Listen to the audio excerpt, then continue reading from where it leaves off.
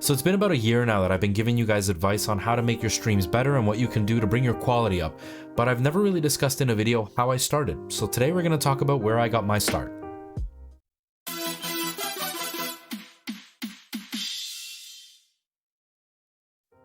So before we get started, let me just remind you guys that I stream every Monday, Tuesday, and Friday over on twitch.tv/retro for the first time, and I stream every Thursday here on YouTube. And lately I've been putting up content on TikTok where my name is Retro for the first time. Come hang out, ask me questions, guys. I am more than willing to help you guys out and try to give you as much advice as I can, because I've been on this road for a really long time and I've learned a lot over time. All right, let's get started with the rest of the video. So if you guys have come around to my channel for any amount of time, you've probably heard this story, but for those of you who are new or want to know where I come from, what I've done, I can tell you about the channel. Let's start with the name. Retro for the first time. Where did I come up with that? That's not really a catchy streamer's name. It doesn't talk about me. It doesn't really talk about anything that I do on stream. It's just a weird name. Well, I didn't start this channel to be a streamer. That wasn't my idea. That wasn't my intention. My original idea was to be a video game reviewer. So I started making YouTube content when I was really into guys like the AVGN, the Completionist, the Happy Console Gamer, all guys that gave me a lot of inspiration to start YouTubing. And my idea was to distinguish myself from them with one key factor. A lot of these guys make their videos talking about games that they played growing up, games that they remembered that they want to share with you, whether it was how much they hated the game or how much they loved the game or what it's like to complete the game. Whereas for me, I didn't have the luxury of playing a lot of these games because I grew up in a fairly poor family, and so I was not as exposed to a lot of these retro games as some of the bigger YouTubers were, so I thought I could bring a new perspective by playing games that I had never experienced before. Hence, I was going to play retro games for the first time. And that's where I came up with the name Retro for the first time. So now that you know where my name started from, let's talk about how I actually started recording all of this for the channel. I started in the most MacGyver/ghetto way possible. So I just used things that I had around the house. Some of you know I used to be a photographer. I had 2 cameras that I used in my photography. So yes, I did use higher end photography equipment. But if you know anything about videography and photography, they don't necessarily work together. So I had to MacGyver my way into getting gameplay footage onto the computer and myself and audio and try to get everything working. I went out and I bought myself a Blue Snowball. This is a fairly cheap microphone, but it has fairly high quality. So that I did spend money on. The rest of it was just stuff lying around the house. I owned the game Rock Band, so I had a Rock Band microphone, and I took that and I actually put it to the back of my television so the speakers would be picked up by that microphone. That way I can pick up the audio from the game. As far as gameplay goes, I put one of my cameras behind me,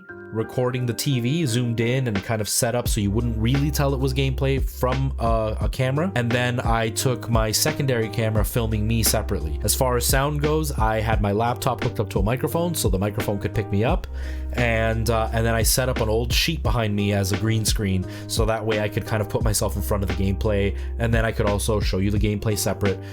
And that's how I started. I didn't go out and buy all the fancy equipment. I just did what I could with what I had. So how did I actually start into live streaming? Well, this was something that I actually resisted for a really long time. Funny enough, my brother's wife had been talking to us because my brother used to do the reviews with me. She used to talk to us about how funny we were when we got together, and she kept insisting that we needed to try live streaming. I was completely against the idea of live streaming. I started to feel the wear and tear of having to sit for 3 or 4 hours recording gameplay, long enough that I could understand the game, long enough that I could try to beat the game, and long enough so I can come up with ideas on what to discuss during my review. So I started to think maybe I could live stream and take the footage that I live streamed and use that in my reviews. I was kind of playing with that idea, but I still hadn't really agreed to it. And one day I was laying at home. I remembered seeing a video of somebody speed running Super Mario Bros, the original game, and I remember how crazy that was. So I was looking for that, and out of my suggested videos, Ryukar showed up, and I thought he was really interesting. I liked watching him, and I saw the community, and I was able to see what they were doing, and I got to see how their community was far more beyond just watching somebody play video games. They had become friends. They had inside jokes. They had things going on that you had to be a part of the community to understand, and that changed my mind completely about streaming. So I decided that that's when I needed to take the leap and jump from doing video reviews to streaming. And that's how I entered the world. Okay, so now you know how I started, why I started, and where my name comes from. So let's actually talk about how I got to make my stream look like this. No technical mumbo jumbo, just talking about how my stream grew to look good. Big disclaimer, this is not how I started. I've been doing this for 4 years. I built up to all of this. This is how I started. Best game ever. Yeah. Now, do you remember how this game was played? Yeah. Oh, it was a board game. Yeah, it's a board game. And obviously, if you guys have been around, you guys know that this is what my stream looks like now. I'm not gonna get my PS5, which sucks. Yeah, but hopefully I get my Xbox. Every time we go on stream, I'll be like, oh yeah, so my PS5, I'm gonna put it on my chair right here beside. So my PS5, yeah. What is that PS5? Oh yes, my PS5. I'm here, my PS5. That's right, yes. That was 4 years of growth. It didn't happen overnight, and it wasn't easy, and it wasn't cheap. But you don't have to aim for where I am now. Aim for what you can do. Like I said, I started pretty janky. I made my own borders, I made my own overlays, I didn't know how to do overlays. I learned over time how to do them. I still do them all myself, but I learned and I made them look better. As far as hardware goes, it's hard for me to talk about this because I don't have all of the hardware that I used to use. I got rid of a lot of the hardware. A lot of the hardware broke over time. So this beautiful machine that I have now is not how I started streaming. I actually started with an old laptop that I had. It was a gaming laptop, but it was a lower end gaming laptop that I bought used, that I had bought in case I wanted to game when I was, at my brother's house or whatever. But it wasn't the most fancy gaming laptop, definitely not made for streaming, but it was something that I had, and that's what I started with. I actually started by using the webcam built into the laptop, and I had hooked it up to my TV. That's how I started.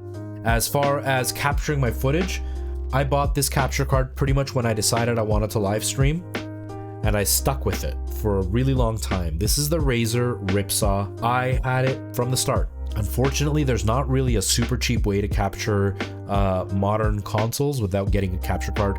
That's probably the only thing that I would say that you are gonna need to spend money on if you want to be a console streamer. As far as the webcam goes, like I said, it was the one that was built into the laptop. Eventually, I did upgrade and I bought myself like a $30 webcam. If I remember correctly, it was a Logitech 270, C270, I think is what it was. It was a 720p webcam. It didn't have a focus setting. Even like the brightness settings were really, really minimal. It didn't look that great. It was really blurry, but it was something for me to use when I had moved over to using a tower. Eventually, at a flea market, I bought this big boy. The C920, you guys know about this. This is like the workhorse of all live streamers. Every live streamer uses this. It's super cheap. Normally, it's not so much right now because of everything going on, but I used this up until recently. I think it's about a month that I stopped using this. Now I'm using this one. That's what I started with.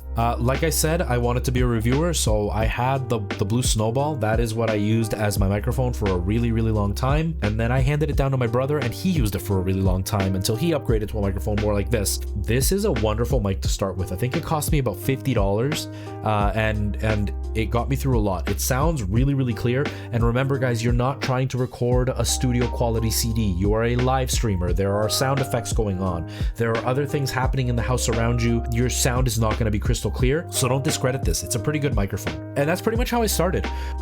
Funny enough, I did have photography lights and I did start streaming with those, but they took up a lot of space. I built my own lights. I ended up getting an old pot that I bought at the dollar store. It was like a thick plastic one, and I cut a hole in the back of it. I ended up lining it with tin foil, and then I put a light bulb in there, and then I just screwed that onto the wall and had that as my light for a really long time. And I just put an old shower curtain in front of it to soften that light.